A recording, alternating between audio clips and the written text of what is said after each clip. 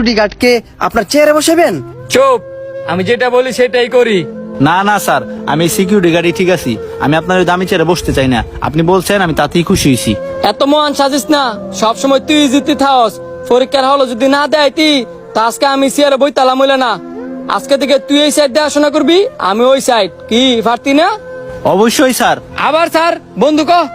তুই যে আমার বন্ধু ভাই, এত বড় একটা দায়িত্ব দিতেছিস, এটাই অনেক। আমি সততা ও নিষ্ঠার সাথে তোর দায়িত্ব সঠিকভাবে পালন করবো। তো স্যার, আপনার সাথে এত বছর ধরে কাজ করতেছি। তোমারও কাজ আছে। আমার পাশে যেমন সবসময় ছিলা, আজকে থেকে এর পাশে থেকে আর সবকিছু বুঝাই দিবা।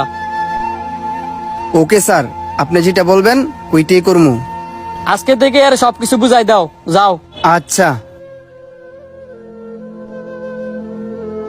সম্পর্কের মধ্যে কখনো অহংকার দেখাবেন না।